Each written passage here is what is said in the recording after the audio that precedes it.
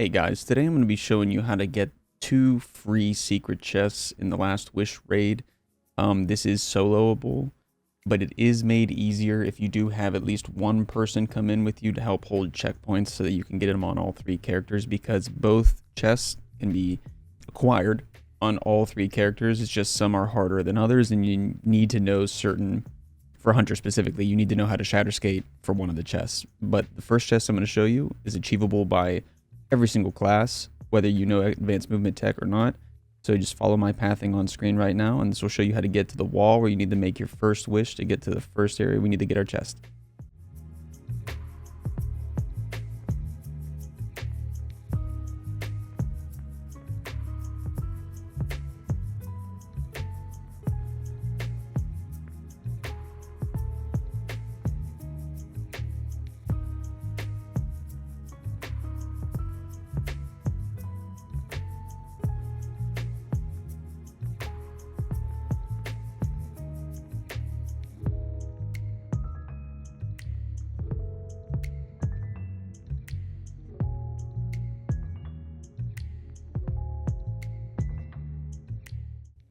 So when you get to the wish wall, it's going to look a little intimidating at first, but you're basically going to look at the layout here.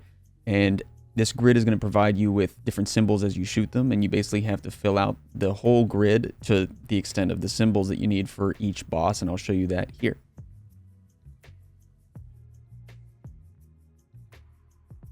So once we input the symbols, we're going to go to the plate in the middle and basically activate the symbols, and then it'll teleport us to the boss. Don't worry, it's going to say that you wiped technically, but you didn't. It's just teleporting you. Just say you wish to stay forever. You'll get this screen, and then you'll teleport into the next area. This is the one that's easy to achieve with all 3 characters, so follow my pathing. The chest is right over there. So you're going to follow my pathing that I take here. Again, on all 3 characters, this is doable. And you can just work your way over to the free chest. And again, if you want to get the checkpoint for this area, so you can come back. This is Shuro Chi, so this is a good place to also farm for kills if you're trying to do brave weapon quests or just farm up some kills or XP or whatever you need done. You want to make sure that you run over to the doors that we were initially looking at when we spawned in to start the Shuro Chi encounter, and then you wipe. And then once you respawn back in, you will officially have the checkpoint for this area.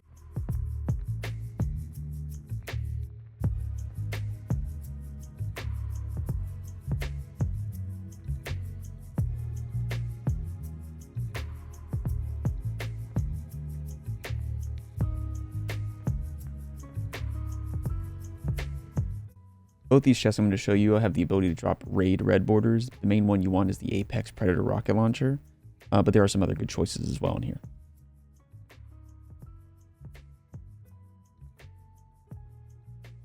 Now we've officially arrived at Morgeth, the one that kind of will limit your abilities depending on what you can do with certain characters. So hunters have to be able to shatter skate if you want to be able to get this chest on your hunter specifically. Ultimately, if you skip the hunter for this one, it's not that big of a deal. You wind up getting 5 total chest grabs instead of 6. But that is one less possible red border that you can get. If you guys are looking for a shatter skate guide, I'm not the best explaining it because I'm on PC, so it makes it a little bit easier for me to do because I can make hotkeys.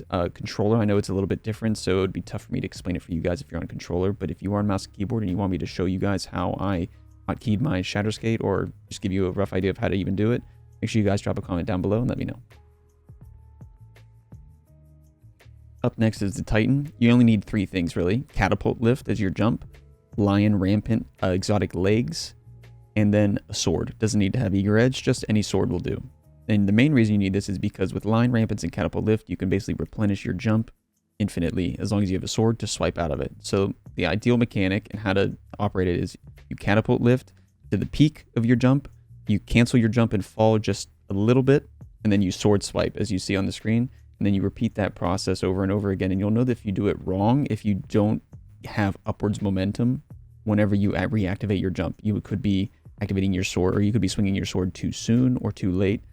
It's better to be a little bit later. If you swing it too soon, it'll actually cancel it. So you want to make sure you give a little bit of a time gap in between whenever you cancel your jump and whenever you do your swing. But as you see here, relatively easy, carefree process.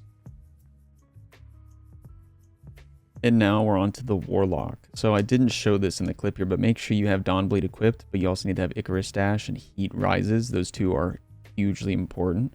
but Dawnblade is going to be what gets you across the majority of the gap. But you're basically going to eat your grenade, get your heat rises, and you're going to float as long as you can up until about 3 seconds left of your heat rises. And after you do that, you're going to pop your Dawnblade super and basically Icarus dash the rest of the way across.